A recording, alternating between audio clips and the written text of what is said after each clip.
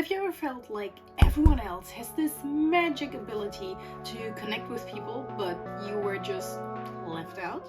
Maybe you've tried giving great advice or share your own story, but something always seems off. And you're left wondering, what the heck is going on? What am I doing wrong? Here's the thing. Building meaningful connections doesn't have to be complicated. Drawing from my background in psychology, recent research, and the teaching of social skills that I did, I've broken it down into 3 simple steps that make connecting with other people easy and feel natural rather than forced and unsuccessful. This isn't just a guide, it's a game changer for everyone who wants to build meaningful connections in a natural way. At the beginning of a conversation. Have you ever been in a conversation that you thought is going great just until it kind of didn't? Imagine this. You're getting to know someone, a new coworker, a classmate, or someone from the gym. You are having a good conversation, they're telling you about how shitty their day was, and you feel like it's your time to shine. You see it from an outside perspective and obviously want to help them. But then something changes. Suddenly the smile fades, the conversation feels kind of dull and fizzles out. Overall, they feel now distant. Here's the thing. When it comes to relationships, it's not really about that you say the right thing, but more that you understand what the other person needs and give it to them. But we misread the situation. We thought they needed advice, but actually they needed emotional support. The thing is, if that happens too often, then it creates kind of a distance between us. It could be that the relationship just fizzles out in general or can't even build in the first place.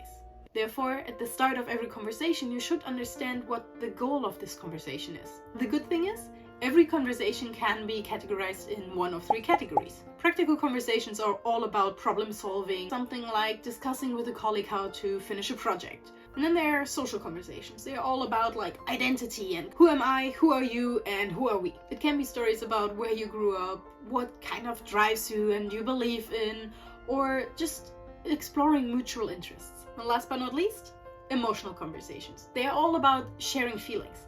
In those situations, people want to feel heard and emphasized with and don't really want solutions. So that was a bit the issue here. Emotional conversations can be, for example, venting about how the day was, sharing the excitement about the upcoming vacation, or writing a comment about what you liked or disliked about the video you're watching right now. Okay, that's easy, but how do we actually figure out what kind of conversations we are having? I mean, it's not that the people are announcing what they want to have, right?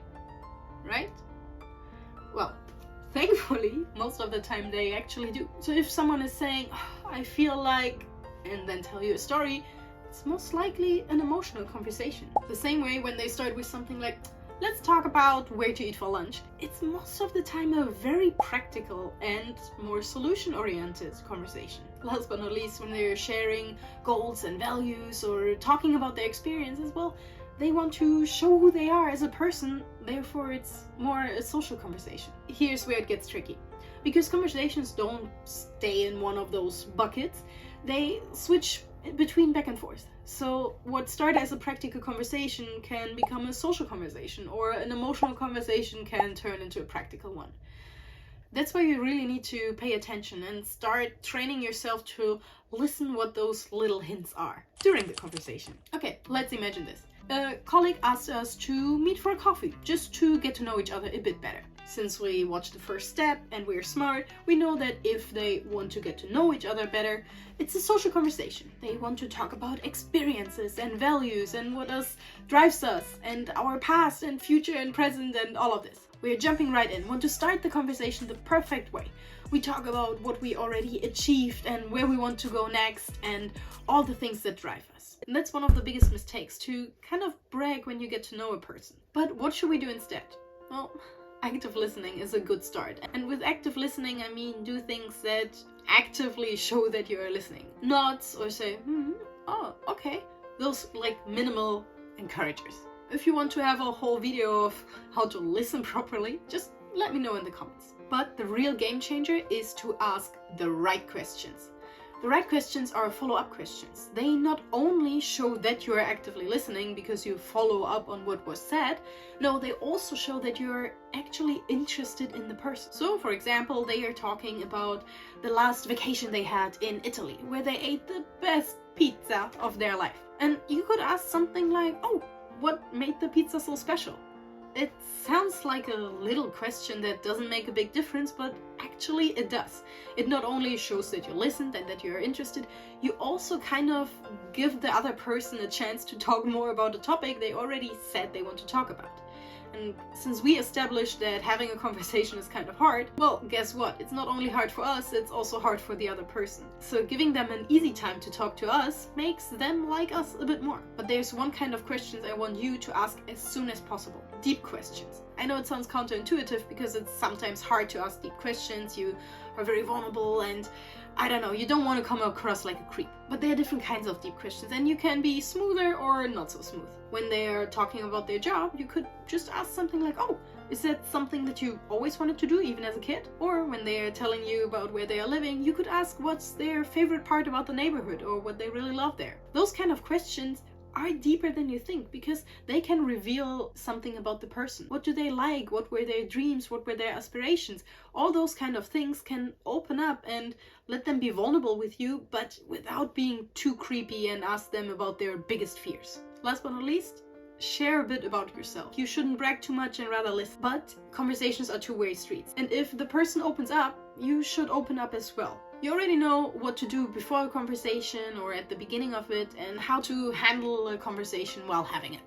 But the last step is the most important because without that one, you can't really build a genuine connection. So let's move on after the conversation.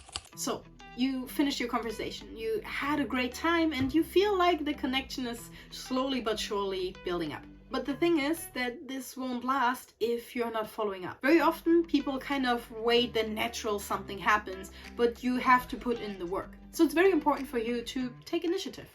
Ask them to meet for a coffee again or lunch or when to catch up the next time. Just be a bit more proactive. And on that note, if they are not responding immediately, which can make you feel unliked as discussed in that video over there, don't take it personally. Ask after a while again and see where this goes. Because if you are not following up and just wait that something happens, chances are that nothing happens and the relationship slowly fizzles off instead of having a great start and developing a really deep and meaningful connection. Another way to keep up and build up on that relationship is to actually act up on recommendations. Very often during conversations, people are like, oh, this is my favorite movie, book, TV show, drink or food to eat. Try out those things. Not only does it help you to understand the person and their taste better, to understand who they are, it also gives you the chance to reach out to them and you show that you actually listened and remembered what they said to you. Again, something that makes them feel way more connected to you and helps to build that relationship. Lastly, a pro tip that helped me with a lot of relationships: when they are mentioning certain events or milestones that are coming up, well, follow up on it. You can have just a little note in your calendar to mark that date, and when you reach that date, either say good luck beforehand or ask them how it was afterwards. That not only helps to build relationships from the ground up because you show that you are there for them and that you're listening. No, it also helps to build up deeper connections that you already have. So now it's your turn. I would love to know what the key takeaways from this video are for you. So maybe write it down in the comments. And if you're curious when our brain actually tricks us into feeling less like than we actually are, check out this video over there.